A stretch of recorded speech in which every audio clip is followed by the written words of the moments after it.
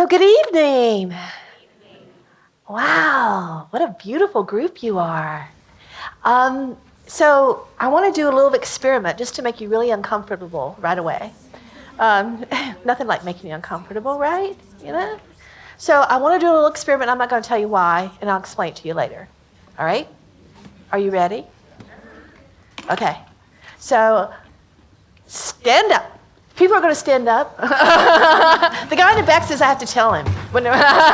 Stand up. Okay, I want you to turn around to someone you don't know. And now watch me. Wait just a second. Not yet.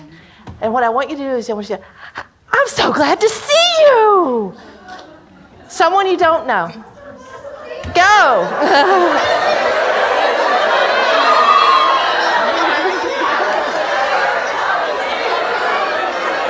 Okay.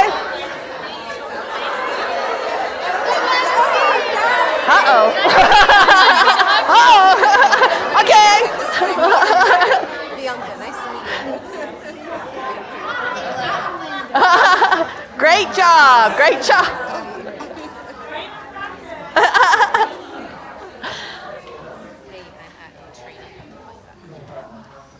Okay, I will explain it to you later. All right, so symptoms of borderline personality disorder.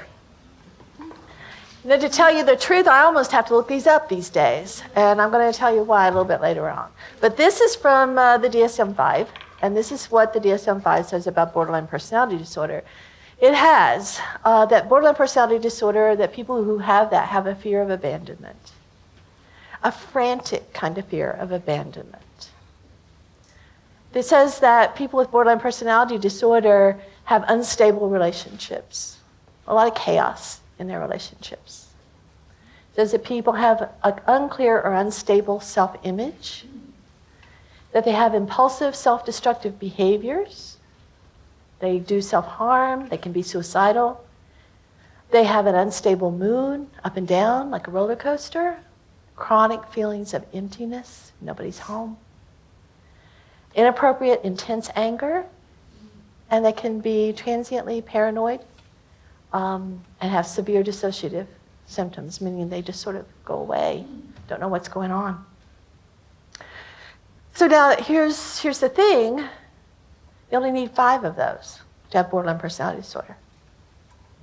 So what I want you to do is I want you to picture what it would be like for someone to have, let's just random, fear of abandonment. Let's say they have fear of abandonment. They have paranoid ideas, unstable mood, that's 3, unstable self-image, that's 4, and emptiness. Okay, can you picture that person? You with me? All right, let's try another one. Let's say they have impulsive self-destructive behaviors. They have recurrent suicidal behavior. They have chronic feelings of emptiness. They have dissociative symptoms. And they have unstable mood.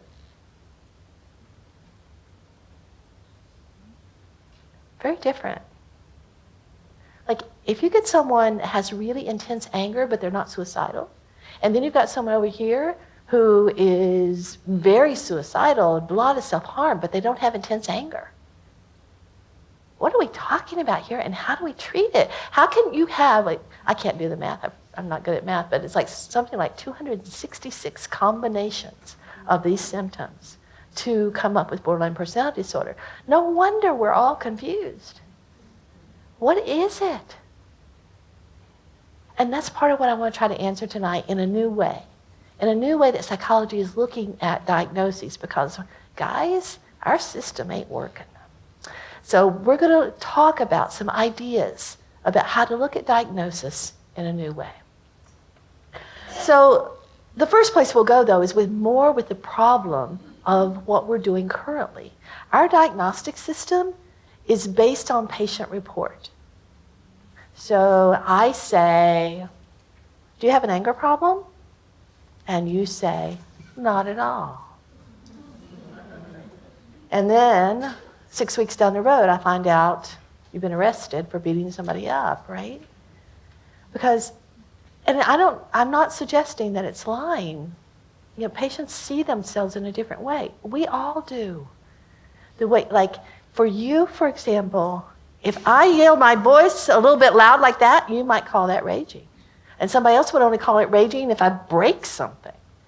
So when we ask our clients what's going on, and we go through these symptoms, we're getting a view based on their worldview and their history and their experience.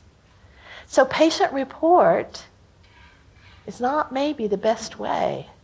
And so what that's called is it's called symptom report. And in fact, right now, 2013 to be honest, NIMH, do you guys know what NIMH is? The National Institute of Health. Like, they fund a lot of the research that's done that brings us the treatments. The NIMH is the one that sort of is setting the standards.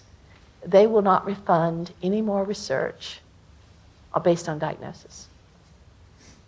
No more. And not only that, but two other major funding sources, here and in Europe, say no more, because diagnosis isn't working. I bet you didn't think you came here to hear that. More difficulties in making the diagnosis. What is the problem? Okay, so one of the problems that we know is there's too many combinations in terms of borderline personality disorder. There's too many combinations. It's too confusing. And it doesn't help us with treatment. The number of combinations is just overwhelming. And it's not really guiding us for how to treat. So I'm not going to treat someone who has strong suicidal feelings, strong suicidal urges, the same way as I'm going to treat someone who is feeling empty and has unstable mood and is angry all the time. It's a different treatment. So when you say, do you have a treatment for borderline personality disorder, which one are you talking about? You know, what type of borderline are you talking about? And I think that's one of the reasons that it's so frequently misdiagnosed. So Linehan, yes? Is there anything that they all have in common? Would you wait for a few minutes? Okay, I am teasing you. You okay with it? That's exactly where we're going. We're going to start looking for, and this is sort of the path, is to start to look for common denominators. So what is it we can treat? Instead of treating these self-reported symptoms, what is it that we can treat? And that's where we're headed. So Linehan decided that she could come up with a better system. Do you guys know Marsha Linehan? She developed dialectical behavior therapy. I always think everybody knows who she is because I sort of adore her, but that's not the case. So Marsha Linehan developed dialectical behavior therapy, and she is an expert on BPD. And so she came up with this as a way to do a diagnosis. She came up with 5 areas of dysregulation. Self, dysregulation of self is the unclear sense of who you are. It's a changing identity. It's like when someone with borderline joins a Buddhist camp, then they become Buddhist, and when they join the hippies, they become hippies, and whoever, they're defined by their environment, you know, and they're like chameleons because they don't really have a core sense of self. So that would fit in self-dysregulation. Interpersonal is the chaotic relationships, you know, the ups and downs, I love you, I hate you, those sorts of things. Cognitive, that's the paranoid thinking, the dissociation. Behavioral is all the things that happen, using drugs, shopping too much, all the ways that their emotions get acted out. And then emotion dysregulation is that up and down roller coaster of emotions. So she tried to come up with more signs. Signs mean something you can see, something that you can identify without it being just patient report. But we're not there yet. What was your name, the lady who asked? Terry. We're still not there, but we're getting there. Okay? So what she kind of got down to eventually, she got rid of, the 5 are still there. But basically, borderline personality disorder is an emotion dysregulation disorder. Okay? So we're getting closer. What does that mean? What does emotion dysregulation mean? What are we talking about? Well, you and I have emotions that are like a bell curve. And I don't know if you've ever noticed it or not, but you have this is the way emotions usually go. They go up, they rise, and then they come back down again. You know, they have a natural cycle. So if you were sad yesterday, it would probably hit a peak and then it went back down, and maybe you got sad again and it went back up and down. But most of the time our emotions are like, they can't just keep going and firing because the brain's not that way. So emotions have a lifespan for the most part. And this is sort of what you and I have. So when I ask you, and there's more reasons than one, but here's the first one. When I ask you to get up and greet someone, there was all this energy in the room, right? Did you guys have emotion doing that? Might not have been pleasant, might have been something you didn't want to do. Did you have emotion? And then when I asked you to sit back down, you did. You regulated your emotion. You know, maybe you met someone you hadn't seen for a while. Maybe you saw someone, you wanted to talk some more. Maybe you were really embarrassed and said, I didn't come here for this, but you did it anyway. So you regulate your emotions and it didn't control your behavior. That's us. We don't have borderline personality disorder. So it's the ability to control which emotions you have, when you have them, and how you express them, and how you experience them. It's ability to have control over your emotions, and that's a key point. Control over your emotions and behavior. And most of us, most of the time, do. Not all the time. I have done some things based on emotion. I have, that I'm really not proud of it. But my guess is I'm not alone. Yeah, emotions are very strong. So emotion dysregulation is when they're out of control, dysregulated, when you are emotion driven, when emotions control you. That's emotion dysregulation. And like I said, we all have periods of that, so you know what it's like. But people with BPD, it's more chronic. Like the emotions really do control most everything. They are emotion driven. So we're getting to a core here of an emotion driven life, emotion dysregulation as the core for BPD. So it doesn't mean just being upset. It doesn't mean high arousal. It doesn't mean now and then. It means chronic and pervasive dysregulation. So here is my elephant model of the brain. And it comes from this guy who wrote The Happiness Hypothesis. And the elephant model of the brain is very neurological. And it is that the brain is like a rider on an elephant. Now, for someone with BPD who has not enough control over emotions, it's like the emotional brain is the elephant and the rider is the frontal lobe, the rational part of the brain, right? So as long as the rider and the elephant want to go in the same direction, everything's good. But what happens if the elephant wants to go in a different direction? Who's going to win? Emotion, when your emotion is that big, it's going to win every time. That's the emotion-driven part, that they live their lives through emotion, that it makes their decisions for them. It takes over the rational part of the brain. Well, that's pretty. So someone with BPD is the red line in terms of emotions.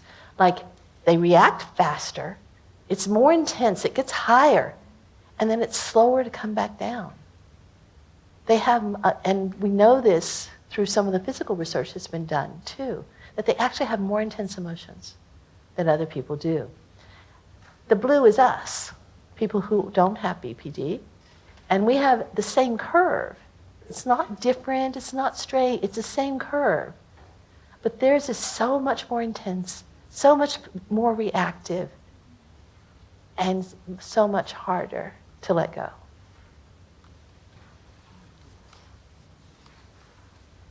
Oh, there it is. So then this is what we've got. We're getting to the core here. The core to center, this is from Alan Frazzetti, by the way. And in the core is emotion dysregulation. And then out from that comes everything else. It comes all those harsh self-judgments that people with BP do. BPD tend to do. Out of that comes attempts to avoid emotion because it's so big and it's so painful, so they drink or they don't eat, and they dabble in lots of other different diagnoses. That's why you have 13 diagnoses sometimes when you're BPD, because then you use drugs for a while, you drank for a while, you shoplifted for a while, you gambled for a while. You're trying to get rid of that emotion, and you're trying so hard. Like, if you think of a time when you felt dysregulated, it's uncomfortable. Would you want to live that way every day? It's painful. Like Marshall Ann says, it's like walking around like a third-degree burn victim. So all of these things then also work together. Like you have problems in relationships because you're dysregulated and you screamed at somebody, and then you're afraid of abandonment because you just screamed at your mom or your grandma or your husband or your boyfriend. So then you're afraid of abandonment. Then you get anxious. And then you get depressed because being anxious wears you out. And you can't worry all the time because it takes away all the joy.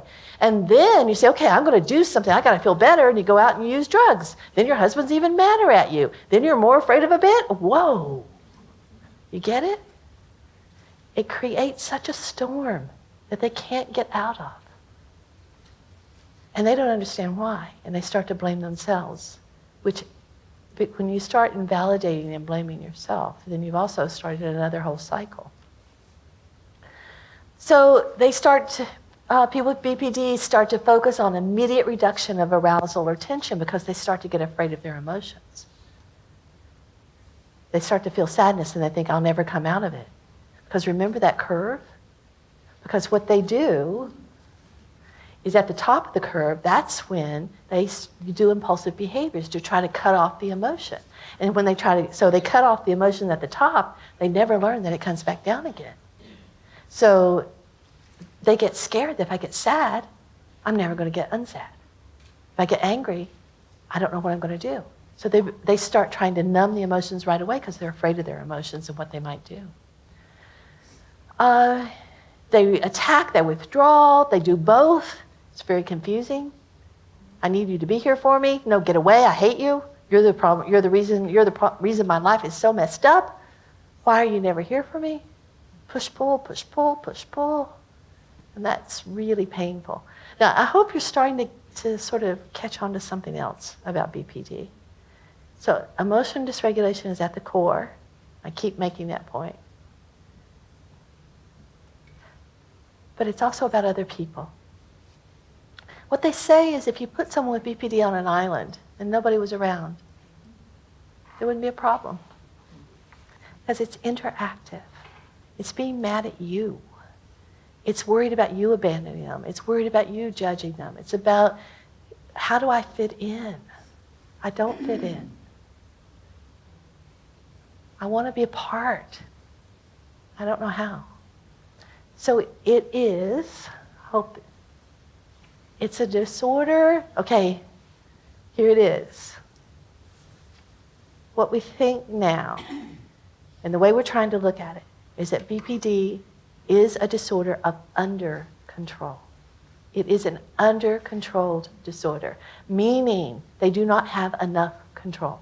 They do not have enough self-control over their behavior, their emotions, primarily emotions. They do not have, there's a temperament that they're born with that is very reactive. They are very reward sensitive. Do you guys know what reward sensitive means? Okay, reward sensitive means you get excited. Let's see, who can I pick on now? Okay. Oh my gosh, that's the most beautiful vest I ever saw. That was the best dinner you ever cooked. The best movie I ever went to. That sense of excitement and reward. They have that, thank goodness. Because they also are highly threat sensitive. Highly threat sensitive means, you looked at me funny. How come you looked at me that way? You don't like this, do you? No, I knew it. Oh yeah, why, how come you're always out to get me? You never support me. You never do.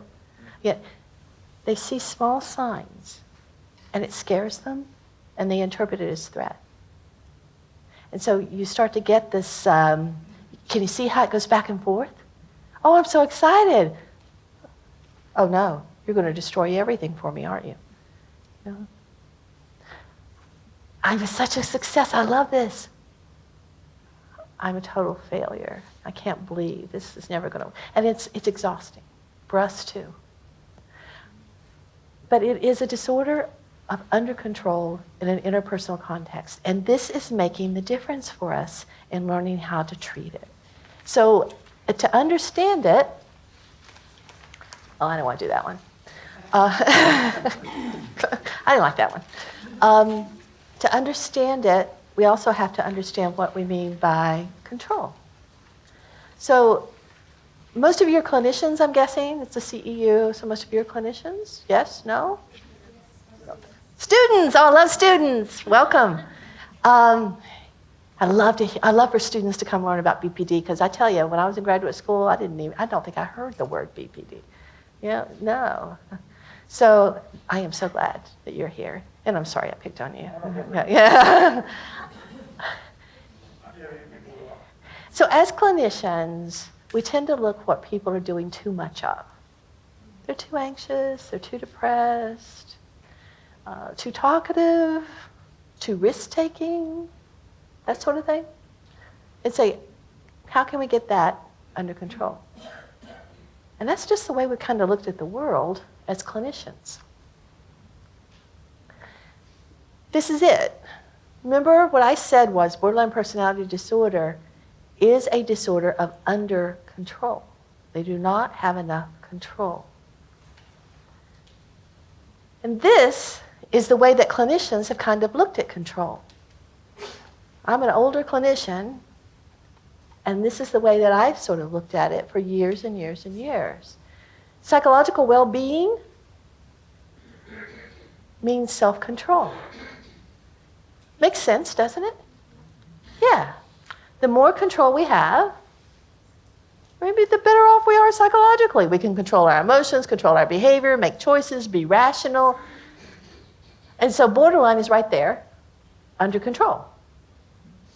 Sociopaths are there.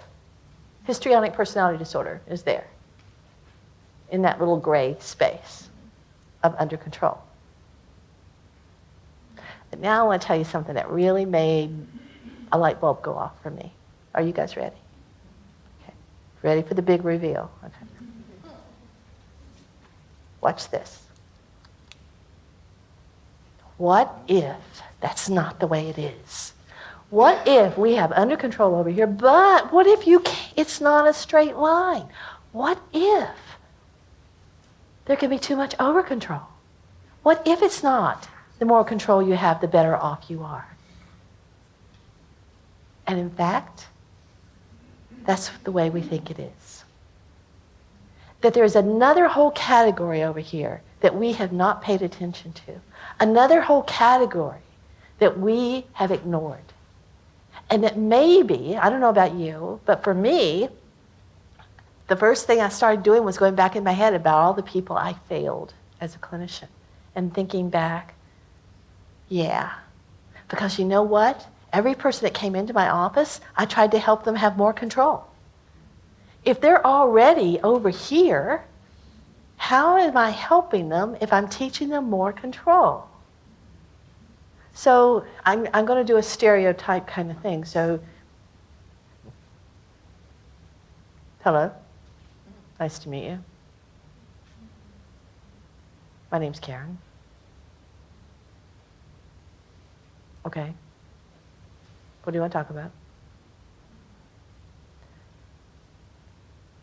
That's over control of my face. It's over control of my posture. It's over control of my emotions. It is not adaptive. And there's a whole group of people. In fact, if we look at the personality disorders in the manual, we can split them between. Is that thunder? Okay, so we can split that between under control and over control. It's almost half and half. And that's where we're trying to get to. What is this? What's underlying that we really need to treat? So instead of treating that so you have an anger problem or that you don't know who you are, maybe what I really need to treat is how to have more control. But maybe if you don't express your emotions and you stuff everything in and you work all the time and you're an overachiever and you don't know how to chill, maybe what I do is need to teach you how to have less control, to chill out a little bit. So we were treating, I think, we were treating all personality disorders in the same way. And it's not the way it is. Are you still with me? Overcontrol is a problem so new that we don't even recognize it. And I think a lot of people a lot of people with overcontrol have had very negative experiences with therapy, but you don't know it. Because the person with borderline will come in and say, let me go over to this side of the room for a little bit. The person with borderline will come in and say, oh, wow, you understand me like nobody else. You really get me. I'm so grateful to have you. Okay, and then you say something, and I say, I can't believe you. You're the worst therapist ever. I'm never coming back here. To heck with you. So with someone who is under control, you know that. But this is someone with overcontrol. Say, this is how they disagree with you.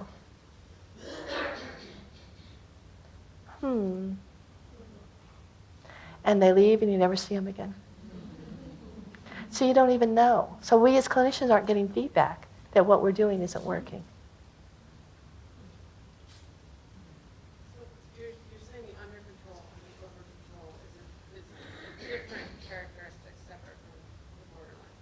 I am saying, good question. What she said was, she said, what the heck are you saying?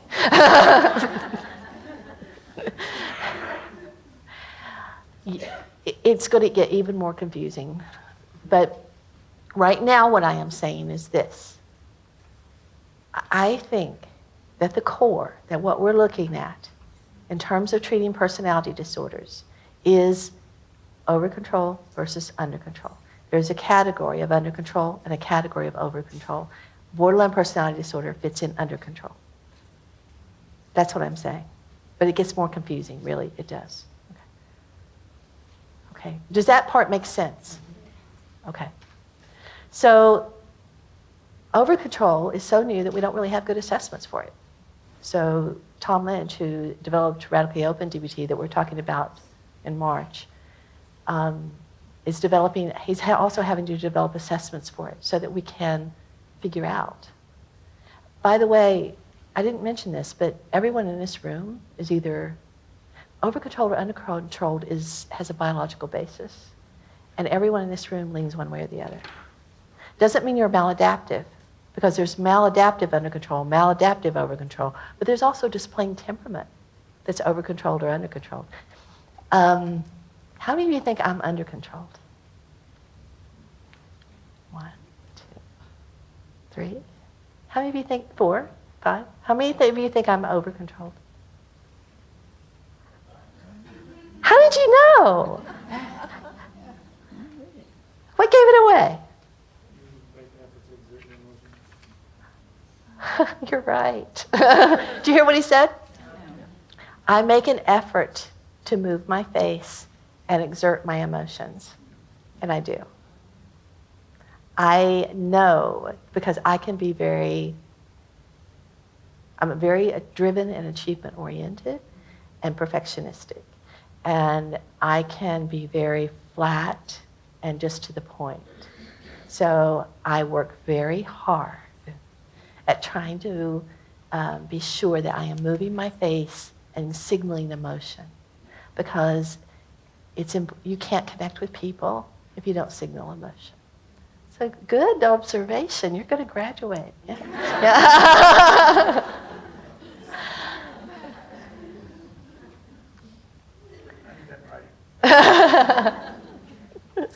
It would be worth the paper it's written on, right? All right, so back to my elephant. So I've been talking about the elephant for years because to me that was an easy way to understand the power of the emotional mind. But what if we reverse it? And what if the elephant is the rational mind and the rider is the emotion mind? And that's exactly what we're saying. Now, for people with borderline, the elephant is emotion mind. for people who have anorexia, for people who have obsessive compulsive personality disorder, for people who have chronic anxiety that doesn't respond to treatment. The elephant is the rational part of the brain. So how many of you think, what do you think that the most common personality disorder is? Oh, how did you know that?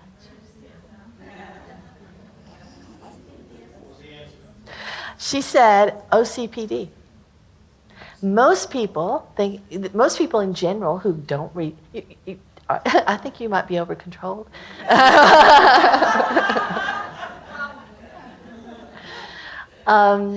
Most people who haven't read the DSM think that it's borderline personality disorder. 95% of our research is with borderline personality disorder. Why is that? It's hard to treat. They get hospitalized the most, cost us the most money, and it's big. They are in our face. So you've got someone who's over-controlled, sitting over here going, I'm miserable. And then you've got the borderline saying, I'm going to shoot everybody in the building. I can't believe it. And that person gets the attention. But the problem is because we didn't really know about over-control. I can't believe how fast time goes. We didn't know about over-control. So many people that we couldn't treat got the borderline diagnosis. So at the DBT Center, I bet 2/3 of our clients now are over-controlled because over-controlled personality disorders are the most common. And we were misdiagnosing because we were taking people that were difficult to treat. We're taking people that had difficulties in relationships. People who are over-controlled, they do not connect. Okay, so here's someone with borderline not connecting. You know, it's like, why don't you like me? I don't understand this. But then here's someone with over-control not connecting.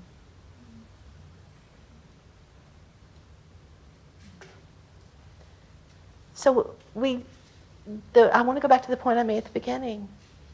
We can take the same symptoms and we can diagnose someone with BPD, but we got to look at the reason behind it. Is it emotion driven? Then it's BPD. Is it because they're overthinking and over managing things? Then it's not BPD. Even suicide, self-harm. For a while, I think everybody in the world that made us self-harm was diagnosed BPD. And it's not. People with who are over-controlled also do self-harm. A lot of diagnoses do self-harm, by the way, not just BPD. So we have to look at what's behind it. What's behind that symptom? So what we're moving in the field is to something called trans-diagnostic. We're getting away from diagnosis and moving into treatments that can work across many different diagnoses, across what has a core of over-control and across what has a under-control. We're looking at what treatments can treat that and not a diagnosis. So here, we've got kind of a chart about under-control and over-control. And you can look at, like, okay, let's see, people in prisons. For a long time, people in prisons were all thought to be under-controlled. If you murder somebody, you're under control, right? No. And if you think about some of the school shootings and things like that, some of them were planned really well. Someone with borderline is rushing in and do it impulsively and they're shooting. Someone who's over-controlled has stored up bitterness over a very long time. They've been isolated. They haven't been connected. And then they make a plan because people over-controlled are planners. So there are planners in prison, and they have the anger control work that's done in prisons, and these people are not responding because they don't need more control. They need less. I don't know. Any questions about that? Yes? Is it possible to be under-controlled and over-controlled at the same Is it possible to be over-controlled and under-controlled at the same time? Pardon? No. Um, the answer is no. Here, I will tell you why. Everyone here is probably what we call flexible. So it's confusing. I could give you a measure to fill out to see if you're over-controlled or under-controlled, but you're going to be flexible. So you're going to have variation, and depending on context, you'll do something different. It's not going to be pathological. In fact, you can be extremely over-controlled and not be pathological. But over-control, under-control is a biological temperament. It's biological. And it's about your response to reward, it's your response to threat, it's your nervous system. And so you are one way or the other, even if it's just a little. Okay. It's really interesting, and I hate to do this to you because I used to hate it when people did it to me, but I only have a limited amount of time tonight. And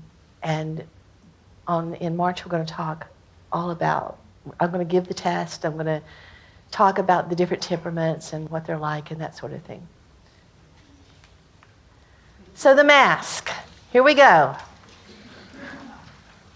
Let's complicate this thing more. Oh, okay.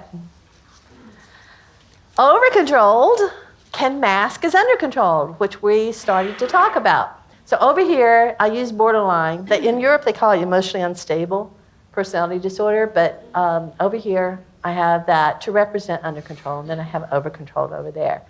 And so both of them can meet the same diagnostic criteria. Someone can meet the same diagnostic criteria, and they could be either under-controlled or over-controlled. It's the reasons behind them that we're looking at. It's the reasons behind the symptoms. So, self-harm. Someone comes in and they have done self-harm. What I want you to do is I want you to ask about what they did it for. People with borderline personality disorder do self-harm to regulate. They do it to release the emotional tension. Why do you think people with over-controlled would do self-harm? As a way to express their inner turmoil. So it could be, let's see. They could do it as people with over-control can get so bitter and angry that they can do it as a way of being angry with other people. Usually they do it very privately, though. It's very carefully planned out. And often it's a way of punishing themselves. Because people with over-control have a very strong sense of right and wrong and duty and obligation. So many times it's about, I deserve this. I'm a terrible person. I did bad things. And so their self-harm is often about that. So someone comes in with self-harm, I want you to find out what's behind it. Was it carefully planned? Was it impulsive? Did they want people to know? Because people with over-control typically don't. And so you look behind it because it could fit in either category. So that's my example for that. I have a question. So if you have someone with BPD who also has severe anxiety, can the under control mask is over control? Can you say that again? Okay, let me see if I get it right. So if you have someone with BPD who also has severe anxiety, can then the under control mask as over control? Okay. If you have someone who has BPD, but they also have severe chronic anxiety, remember it's chronic, can they mask as over control? So being controlling is a way to cope with the anxiety, but they're still emotionally dysregulated. They're still, if they are emotionally dysregulated, they are under control. People who are over controlled, we'll get to that later. But most of the time, they are in control. Someone with BPD can work very hard to try to control anxiety, but it won't be successful. And it can't last long.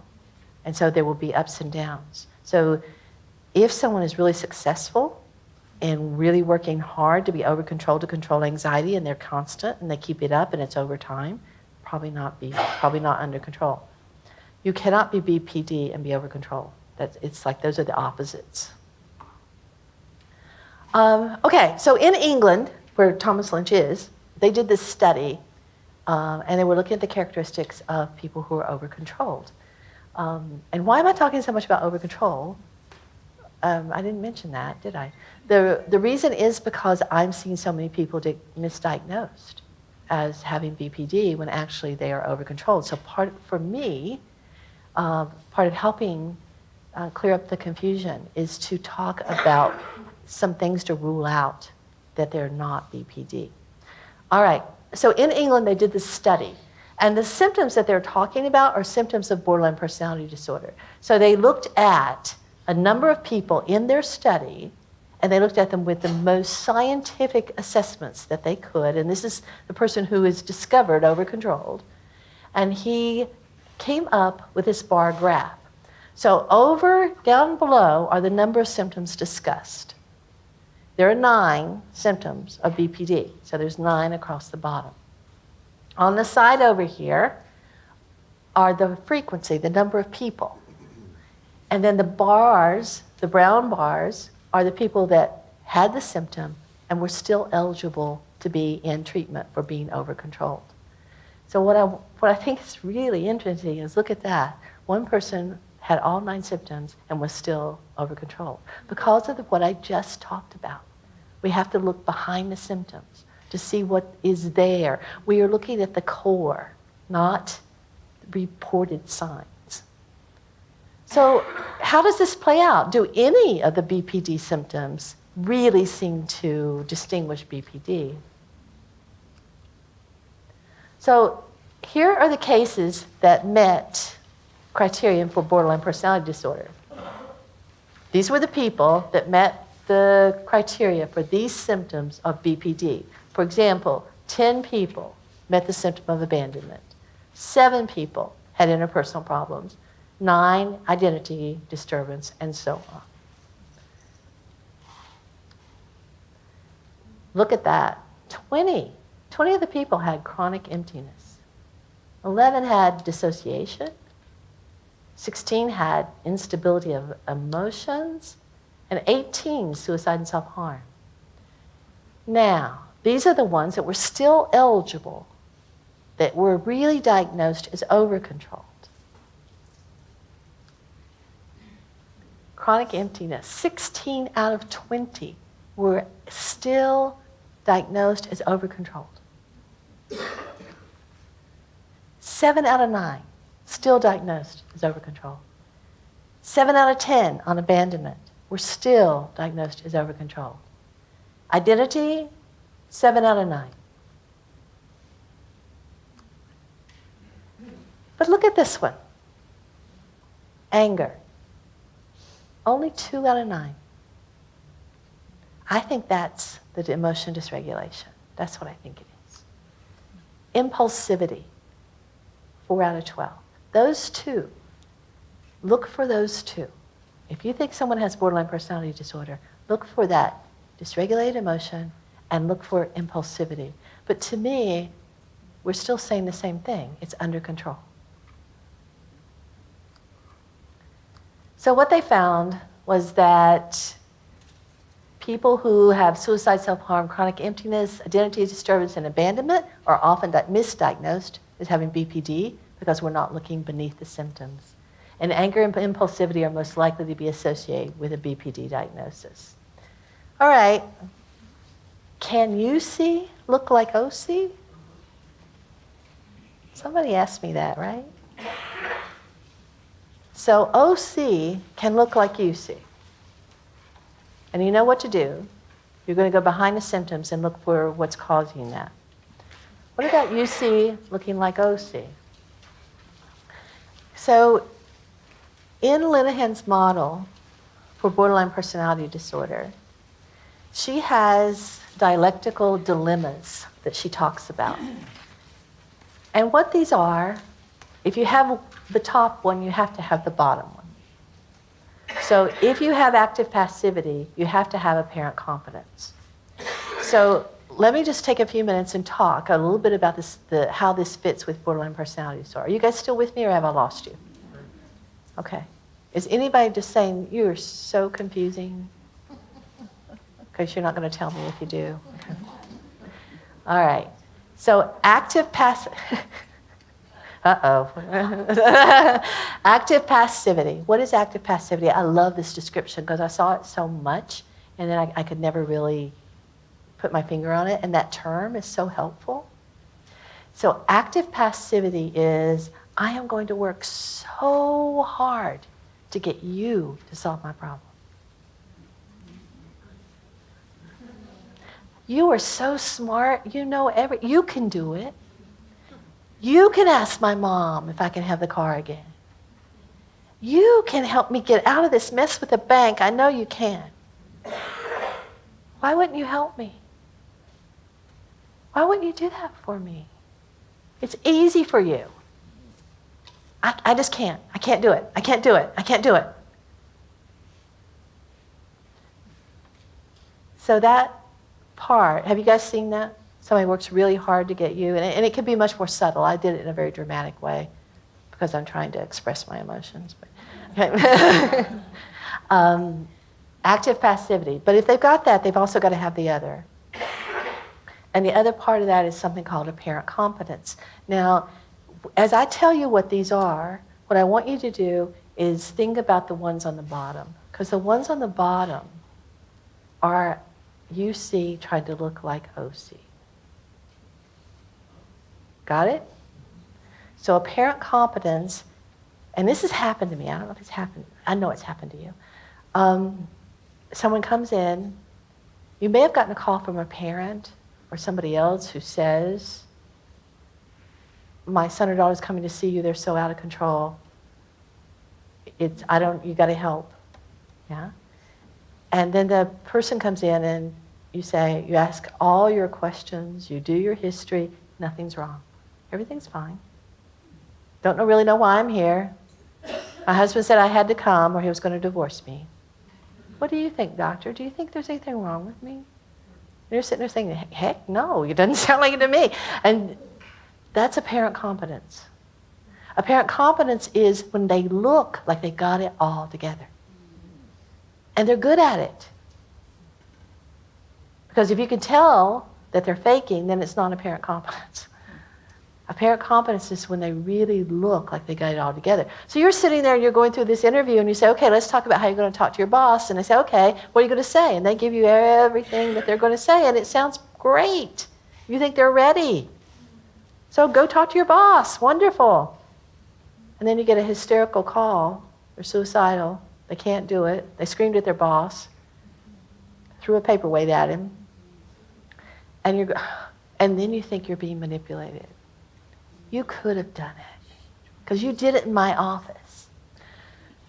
Apparent competence for people with borderline personality disorder is when someone is with them that they really trust, they're able to think, and they can have good problem-solving skills because you're like a rock for them, grounding for them. And when they're away from you, they don't have that and they can't function as well. And so it looks like manipulation. That is a time when people with BPD can look like OC, but they can't keep it up. It doesn't last very long. So that's sort of the key there, because people with OC keep it forever, kind of. Self-invalidation versus emotional vulnerability. Emotional vulnerability is I really hate how reactive I am. It's like an awareness that they have, that their emotions are stronger, more intense, and that they react to other people. And they hate it.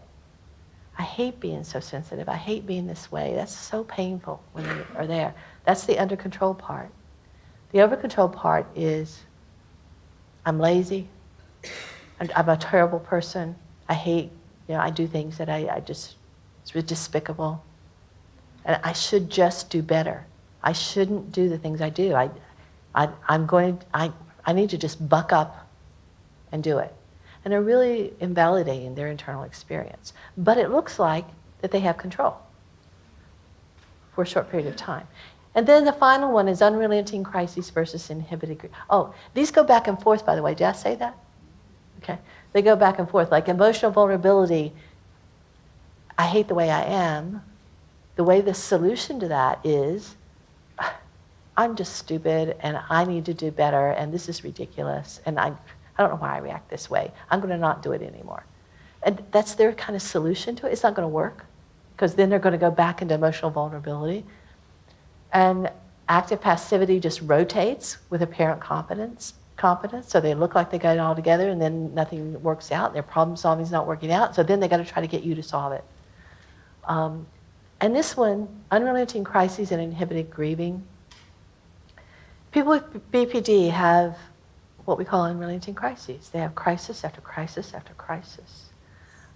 And part of that, you know, remember when I said that the emotion is so intense and so part of what they do is they turn to drugs or alcohol or gambling or not eating, which numbs you, or binging and purging, which numbs you, or whatever. And so they have substance abuse diagnosis, eating disorder diagnosis, they have all these things.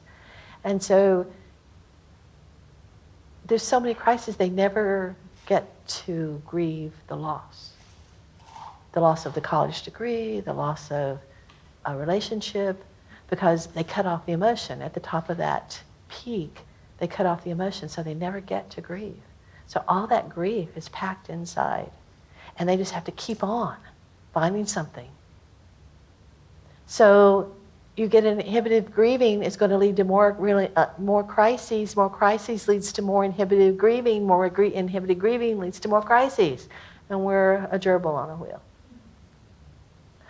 The part that can look overcontrolled is the inhibited grieving. Are you sad about not going to your mom's funeral? I said goodbye to her in my own way. Was it hard for you to lose your scholarship? I didn't really want to be in college anyway. It wasn't really for me. So the blocking out and saying I don't have any grief can look like overcontrol. Could you speak a little louder? Yes, I will try. The old people and the deaf people are on the back row.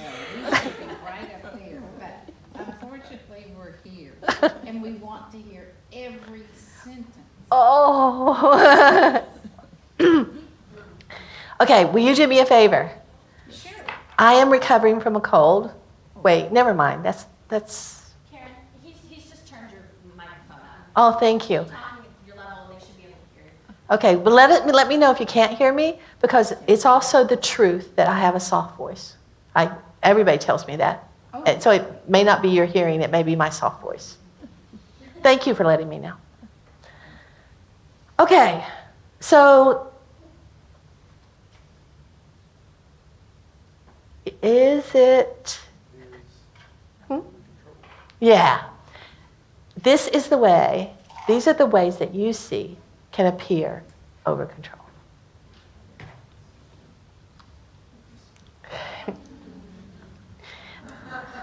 I love that slide. I didn't make it. I love it. So how do we tell the difference? Okay, so here we go. Over control. Anytime I make a general statement, there's going to be an exception, all right? But the only time that someone with over control is going to lose control is going to be in private. People with under control, it doesn't matter. Context does not matter. It can be in church, it can be anywhere, at work, because they're emotion driven. But people who are over controlled, it's private. Now, what does private mean? It doesn't necessarily mean all by themselves. How's the volume? Great. Okay. Thank you, Mr. in the back. Private can be in your office. because therapist office has been sanctioned as a place where you can express emotion. So if you're going to diagnose someone with over versus under control, one of the things you've got to consider is that your office does not necessarily represent the world. And I said that with sarcasm, you guys know that. But the way someone behaves in your office in terms of over control really may not be good data. Because they may cry in your office, they may yell in your office, but that's because you are sanctioned. This is what I'm supposed to do in therapy, right? This is the rule. Remember? Well, not remember, but people with over control go by the rules. Private is also with family. So the family, it's one of the hardest things for therapists because the family is going to say, what are you talking about over controlled? She's screaming. In fact, it's happening right now. I have a lovely, lovely anorexic woman who has been to inpatient treatment like 4 times. She's in her late 20s. She weighs maybe 50 pounds at this point. Yeah, I have the same reaction, and nobody will treat her. But she won't go to inpatient. She's traumatized by what happened sometimes in inpatient treatment. And she's resistant. They're going to make her gain weight, right? So I'm treating her. She's gained 10 pounds. Yeah. She will tell you, I'm not going to give you any identifying information about her, but like many people who are anorexic, she wants to be invisible. And so she went to, as part of one of her homework assignments, she went to a concert and she stood on the back wall like this. And she showed me, and it was so sad. And she was so lonely, and she said, I wished I'd had someone to go with. But now why am I talking about that? Oh, she's so soft-spoken I can't hear her half the time in my office. She is so polite that she won't even say anything if I'm late. Getting her to speak up is a huge part of treatment. Got it? Here's her mother. She abuses me. She yells at me all day long. I can't do anything right. No matter what I do, it's wrong. She wants me to validate her. I try to validate her. I don't validate her the right way. She screams at me that why don't I have a life and why don't I get out and get a job? It's like living with a demon. That's private. And it is that different. And I've seen her long enough now, she tells me that's the truth. She abuses her family. She wants control. And that's the way she has it, with this anger. And to be vulnerable with them would be too scary for her. Private. So if you're looking at under control and over control, look at private versus public behavior. There's the impulse control. People with BPD are impulsive. They can do dangerous things. People who are over control plan. So if I tell you somebody went skydiving, this is kind of a trick question, but if I told you somebody went skydiving, would you say that was under controlled or over controlled? It's over controlled because it's a planned risk. Somebody who's under control could do it too. But it does not rule out over control because they planned it. They checked out, if we look behind it, they checked out that this was a certified place, the experience of the instructors, the safety record, they checked it out. People who are over control will read the book on over control before they come to your office. So, yeah, I mean, the book's out. The people come to class now with the book, and they tell me if I miss a paragraph. You didn't talk about that, Dr. Hall. It's the truth. So you have to be ready for that because they're perfectionistic and they are very detail-oriented, but they plan ahead.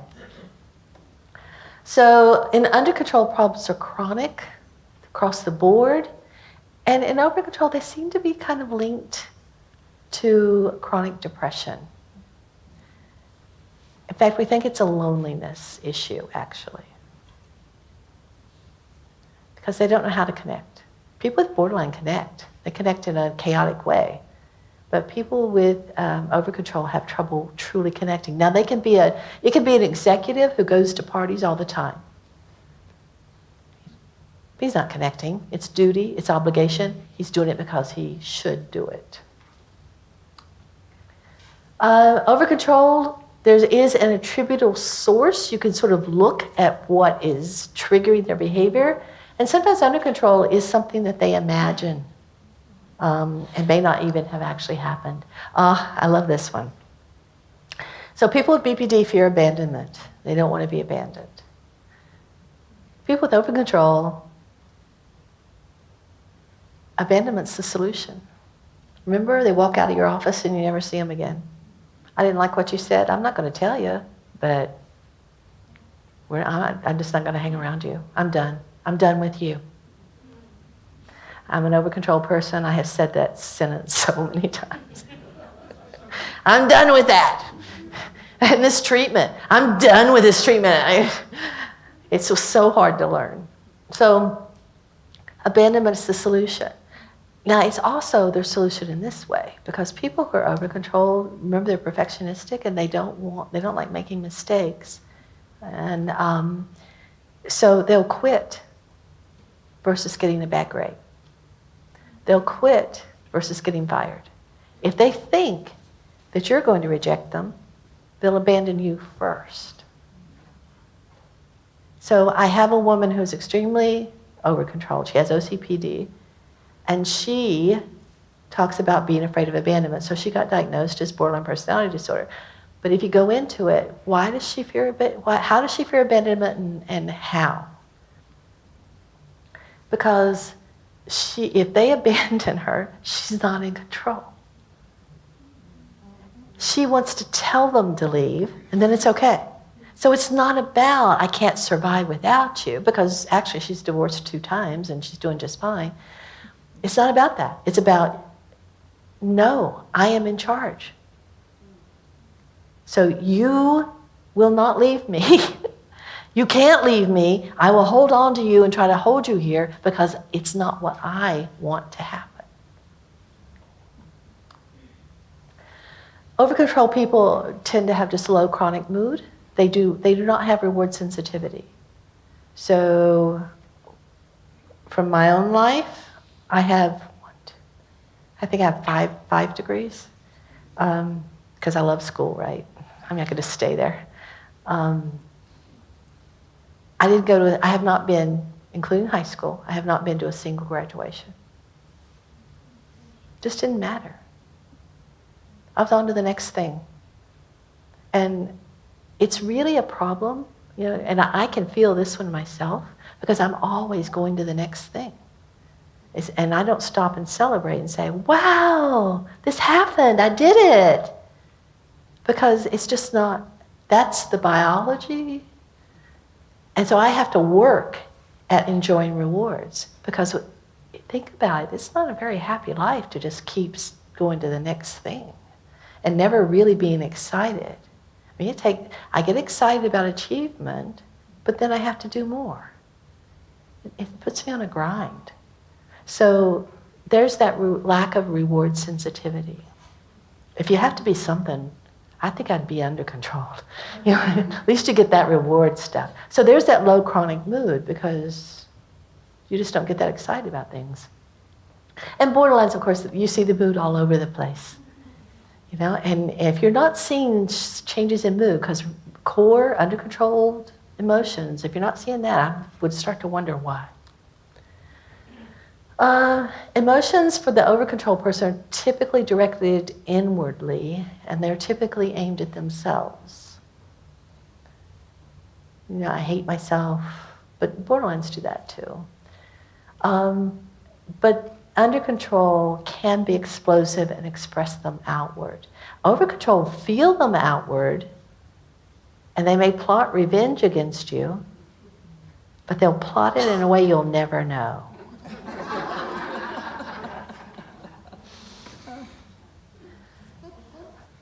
And then the relationships. So 2 key factors here. Control of emotions and relationships. And I'm beginning to think so many, except maybe schizophrenia and some of the psychotic disorders, have a lot, there's so much interpersonal. And somewhere along the way, I think it's changing, but somewhere along the way, we started taking out context, family context, community context, church environment context. We started taking people out of that, when actually that's where the disorder shows up the most, is in interacting with other people. And that's true for both of these, but in a different way. Over-control people can't connect. They're motivated by rules, obligation. They will go to your home for dinner because it's the right thing to do. And over here, they're trying desperately, but their emotions are so up and down that you get tired of being around them. You know, wears you out, even though they're some of the most lovely people in the world.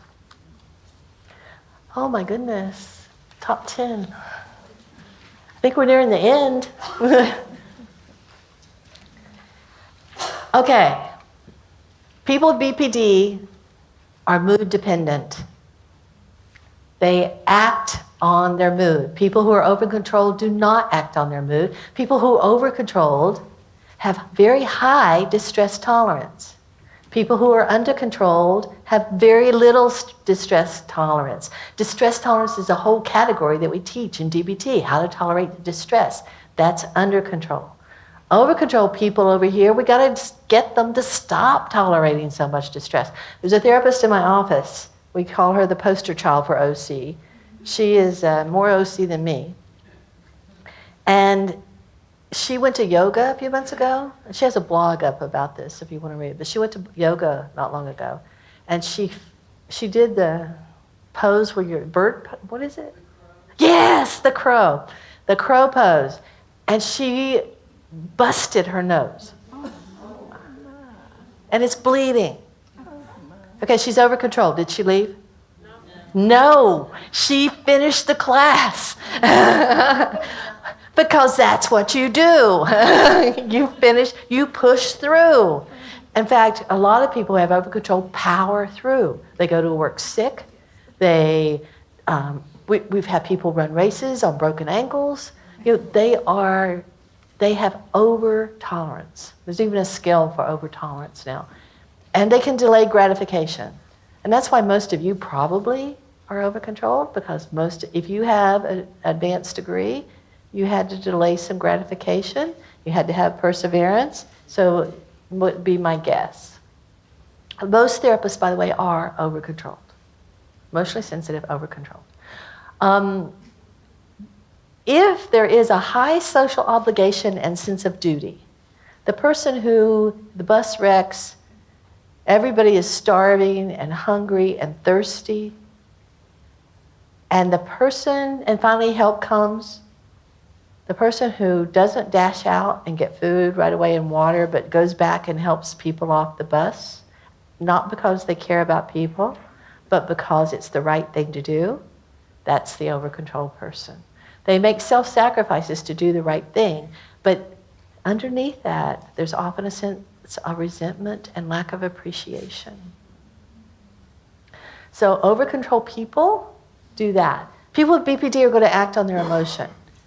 They will, if they help people, it's going to be because, oh my gosh, look at that poor person. Look at them. They can't, somebody ought to help them. I'll help you. It's an emotional thing for them. Or they may just get off and say, I'm starving, out of my way, you know. Uh-oh, one of you's back there. People who have over-control are not going to tell you this stuff. You have to ask them, right? Because they keep things hidden. So compulsive rehearsal and planning. Some of the people that we see who are over-controlled plan every conversation. Exactly. And so how are you ever going to connect with someone? So it's two different ways that comes out. It comes out in a monologue because they planned everything they're going to say, and they say, or they say the first two or three, and then they don't know what else to say because I couldn't plan for what you said. Now I don't know what to say, and then they're panicking inside. But they don't show they're panicking because it's masked. People with BPD, they don't plan enough, right? and they go into a conversation or a job interview and they don't think ahead. If they think ahead, it's like, oh my gosh, what am I going to do? I'm so nervous. But they're not thinking, this is what I'm going to say, and this is not like that. People who are overcontrolled are generally serious, non-excitable, and constrained, exactly the opposite of BPD. Performance-focused, highly social comparisons. People who are overcontrolled tend to look at everyone else to see how they're doing. Are you achieving more than me? Are you smaller than me? Do you have more Facebook friends than I do?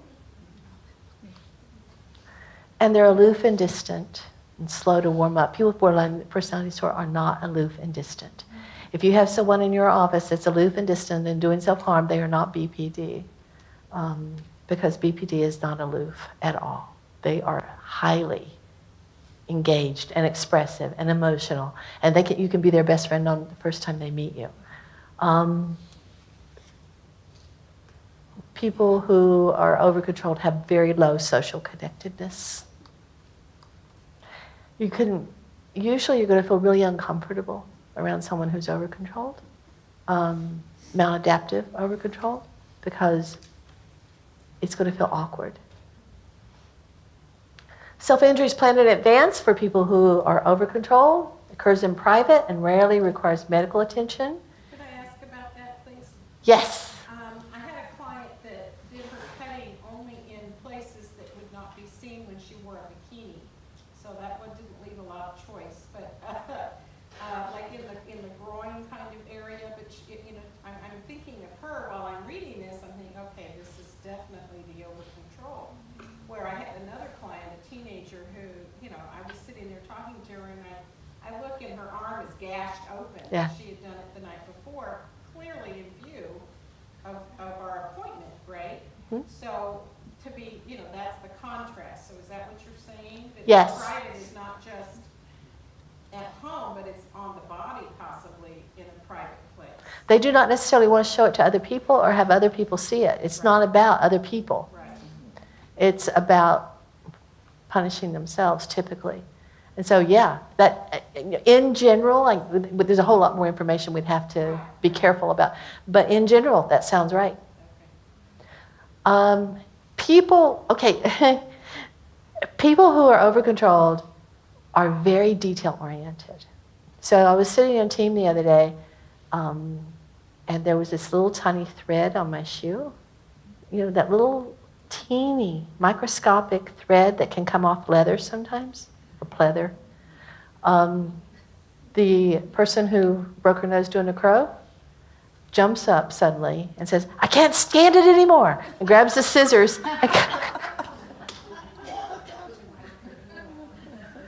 And that's what we did too, we laughed.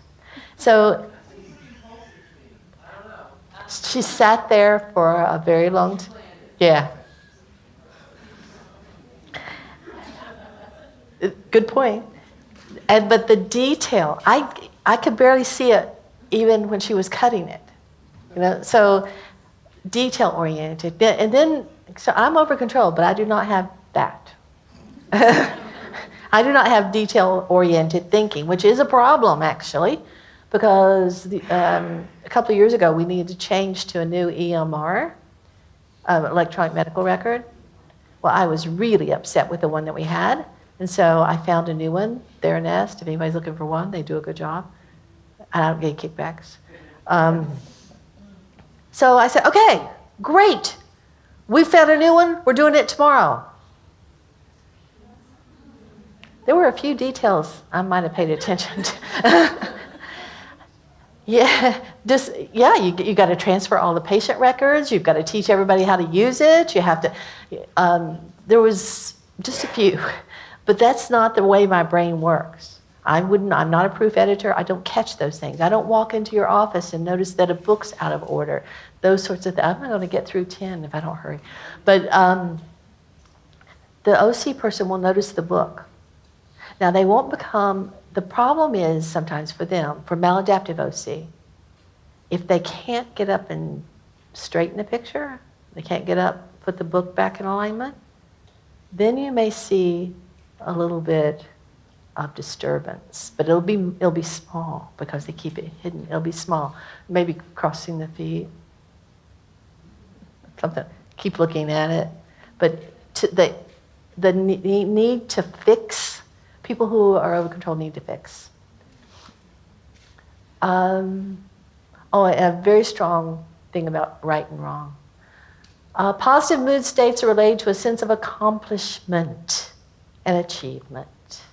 And people with BPD, positive mood states are usually linked to feeling acceptance and connected, and something about being validated by other people, feeling like you belong in that way.